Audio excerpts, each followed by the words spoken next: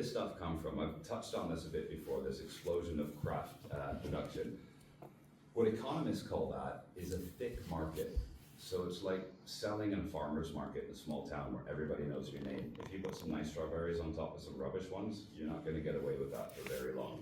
You will be punished financially and perhaps physically in this market. So it's basic game theory. It's in these producers' best interest to make a very high quality product. And that has gone on for 20, 30 years, and it's pushed quality to unbelievable levels. And what we did when we legalized it is we broke those feedback loops. We broke the signaling mechanism. So in an illicit market, you have informal signaling. People talk, and that's how you know you're getting good quality. That's the transparent lid on the tin. You know what you're getting before it. In the legal market, you don't. You get a list of strains from the doctor. You have no idea what you're going to get before you get it.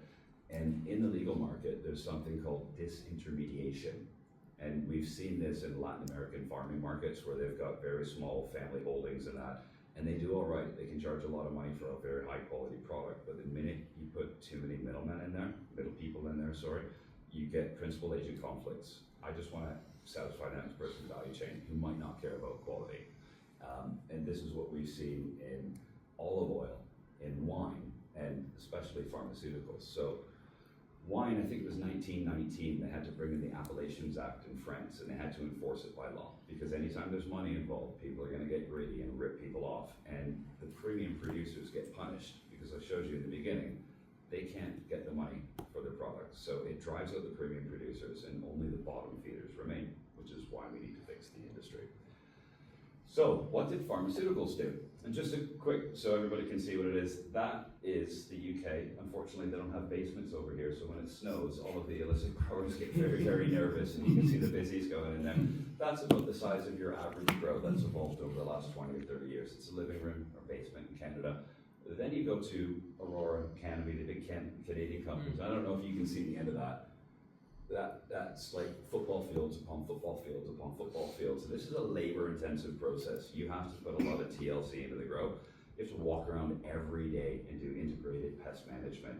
Now, if you're walking around a facility like you don't even know what you're looking at after 2 hours. So you can imagine how the quality is going down there. Now, what did the pharmaceutical industry do? So in the 1960s, they legislated quality. They had to because people were dying because of these principal agent conflicts. And what they did is they brought in something called good manufacturing practices.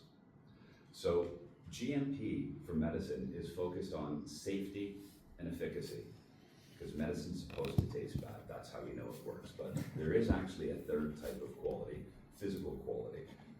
So pharmaceutical quality standards are known as the highest bar around the world. It's the most regulated industry.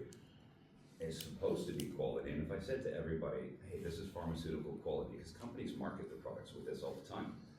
If wine was pharmaceutical quality, I would promise you that it wouldn't make you blind and you would get pissed. Is that good quality? No. It's good quality if it's pills. So this is the exciting part, and this is how we can save the cannabis industry with an existing regulatory framework that has teeth. It is enforceable. All we need to do is insert the signaling mechanism. And is anybody here expert in GMP pharmaceuticals? You are? Is anybody expert in here at Lean Six Sigma? Yeah?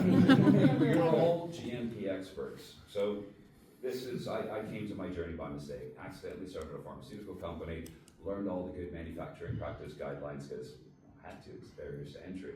I had no idea that it was GMP. And I started to get excited when I looked at it. It was basically like a psych-bot on steroids. And I thought, this is how we're going to grow the best products in the world. I don't know why so many companies are hiding from this, like it's compliance. But they are. Nobody likes GMP. And I'm going to do a little experiment. I don't actually have the cookies here, John. I'm sorry, I didn't get them. No. But we're going to show it on the screen here. So basically, what is a GMP cookie? So just imagine here, we've got 4 sets of cookies.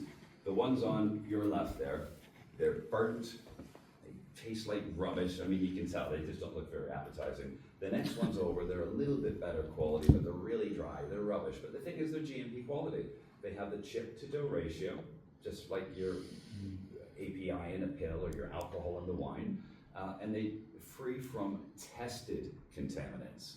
So they give you a list of things that you have to test for, and if those things don't turn up in it, then it's safe. On the right-hand side, we've got the legacy cookies. The ideological bakers have made these. So same chip-to-dough ratio, except it's free from all contaminants, not just the stuff they're testing for because they're managing the process, and they're yummy, gooey, soft, and delicious because we're taking physical quality.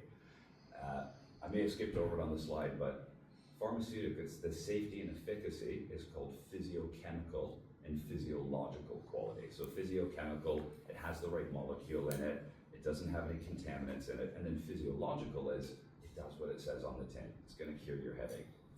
Nobody cares what it tastes like, and the problem in that industry is if you can't compete on price, if you can't compete on quality, you can only compete on price. And it's commoditization, a race to the bottom, and again, there's no shelter for premium producers. So these ones here, we've given them a quality rating, 4 stars, 3.5 stars, 2.5, and 2. So I'm gonna ask you right away, which one would you prefer? 4 stars. That one, right? Yeah. Okay. It's like talking about cars. If I offer you Bugatti Veyron, everybody wants that until you put the denominator on it. Because you stick 300,000 pounds underneath that, and all of a sudden people think twice. The value for money is maybe the same as a Ford Fiesta. There's just a lot more of it. So we're going to look at the relative value to price equation of these cookies. And just a show of hands, who wants the one on the left? The 2 cheap ones for £3. Good deal. It's only £3. Anybody? No? But they're the cheapest ones.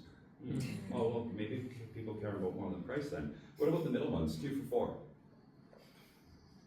You're all high spenders. You make good money in Six Sigma, right? You can afford the good. So everybody wants the 2 for £5, right? It said those cookies look really good. That's the thing. The ones in the middle, yeah. Funny, I did this in real life, and Jing picked the burnt ones. You're like, I like the smell of them, so I'm not bringing in the real ones. Okay, so basically everybody takes